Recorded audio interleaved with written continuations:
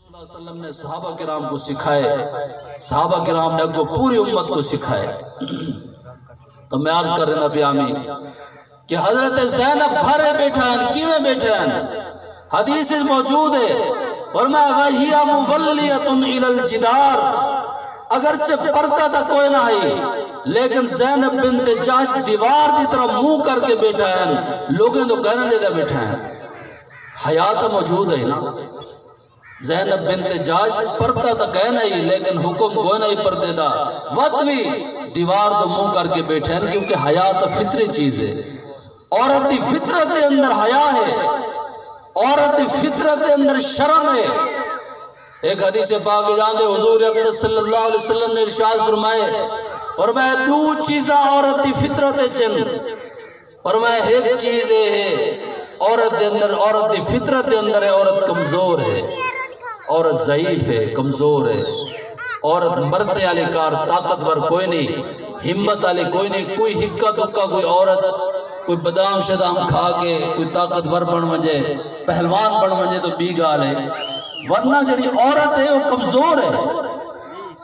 یہ واسطے عورت واسطے اللہ تعالیٰ نے اور سارے پیغمبر حضور اقدس صلی اللہ علیہ وسلم نے عورت کی بڑی رعایت کی تھی، بڑی رعایت کی تھی۔ حضور اقدس صلی اللہ علیہ وسلم وفات وقت ہے، آخری وقت ہے، مشکل وقت ہے، اون وقت بھی آپ کی زبان مبارک تے اے الفاظ ہیں، آپ نے فرمایا خیال کرائے عورتیں نہ خیال کرائے، عورتیں کو نہ پریشان کرائے، انہیں کو تکلیف نہ دیوائے، ظلم نہ کرائے۔ حضور صلی اللہ علیہ وسلم آخر وقت ہے، وفات تے ویلے بھی عورتیں نے بارے وصیت کر گئے، فرمایا عورتیں دے ہوتے ظلم نہ کرائے۔ اندازہ فرماؤ سارے پیغمبر دی شفقت تے پیغمبر دا کتنا رحمت مہربانی ہے امت دے ہوتے وقت عورتیں دے ہوتے خاص طور تے۔ آج دی عورت یہ سمجھ دیئے کہ اسا کو حقوق واسطے میدان اچھ نکلنا بھوسی، اسا سڑکے دے نکل کے اپنے حقوق مقصوں، کم وقت کو پتہ کوئی نہیں کہ مرتے کے نے زیادہ حق اسلام نے عورت کو نہیں چھوڑے۔ عورت دے ذمہ اپنے کھامن پیون واسطے، عورت دے ذمہ کوئی نہیں کہ تو ونگ کے کما، عورت کو اپنے مکان بڑھاؤں واسطے کماون دی ضرورت کوئی نہیں، عورت کو اپنے کپڑے واسطے کماون دی ضرورت کوئی نہیں۔ عورت دا نان و نفقہ، ان دے کپڑے، ان دا گھر مکان رہائش واسطے ان دے خامن دے ذمہ ہے۔ اگر وہ بیٹی ہے پیو دے ذمہ ہے، ماں ہے پتر دے ذمہ ہے، بھیڑ ہے غریب ہے نادار ہے بھرا دے ذمہ ہے۔ کئی موقع تے اسلام نے عورت کو نہیں آکھا تو اپنے کھاون پکاون واسطے ون بارو ون کے کما تجارت کر، وہ مرتے دے ذمہ لا رہے تھے۔ لیکن وڈے کیا حقوق ہو سن، سب تو زیادہ حق تو عورتیں دے ہے۔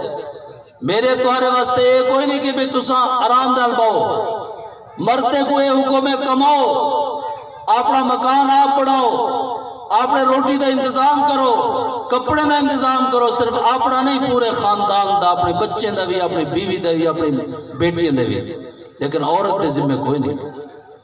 تو یہ اندازہ لاؤ کہ شریعت نے اسلام نے مرتے کے نے زیادہ عورت کو حق رہتے۔ آج دی بدبخت عورت باہر نکل کے آ گئی ہے، وہ یہ سمجھتی ہے کہ میرے کو حق نہیں ملتا پیا، میں حق وصول کرنے واسطے باہر آ سکتا۔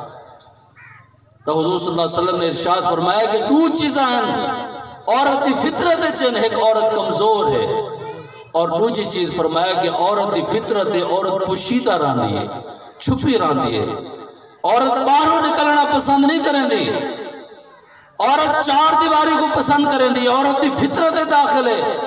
جیڑی عورت گھر دے باہروں نکلتی پئی ہے ان دی فطرت خراب تھی گئی ہے، ان دی فطرت خبیث بن گئی ہے، وہ گھر دے باہروں نکل دیئے، وہ آزاد تھیونا چاہیے۔ قرآن نے حکم دیتے الرجال قوامون علی النساء، فرمایا مرد عورتیں نے ہوتے حاکم ہیں، عورت مرد تابع تھی کرا سی، مرد اطاعت کرے سی۔ حضور اقدس صلی اللہ علیہ وسلم نے ارشاد فرمایا کہ مرد دا گھر والے دا اتنا بڑا حق ہے۔ کئی لوگ یہاں کے آکھا یا رسول اللہ اسا فلانے ملک گئے ایسے، فلانے علاقے گئے ایسے، لوگ اپنے سرداریں کو سجدہ کرنے پائے۔ یا رسول اللہ تُس سے ہی سارے سردار ہی ہوئے، جتنا ساگو تمہارے نال پیار ہے کہیں نال کوئی نہیں۔ یا رسول اللہ اجازت دے وہ اسا سجدہ کروں آتا ہوں. آپ علیہ السلام نے فرمایا خیال کرو اللہ تو علاوہ غیر اللہ کو کہیں کو سجدہ کرنا جائز کوئی نہیں. فرمایا اگر جائز ہوندا تو میں عورت کو حکم دے وہاں اپنے خامند کو سجدہ کرے. فرمایا کہیں کوئی اجازت کوئی نہیں. اندازہ فرماؤ کہ عورت دے اتے خامند کا کتنا حق ہے.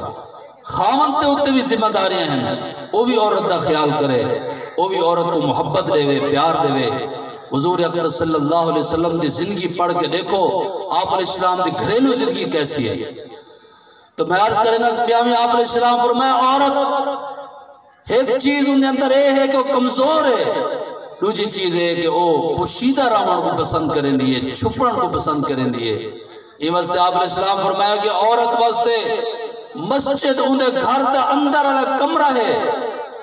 فرمایا وہ عورت سہنج نماز پڑھے اگن بہتر ہے برامدے پڑھے، اگن بہتر ہے کہ گھر دے اندر پڑھے، اگن بہتر ہے کمرے دے کونے پڑھے.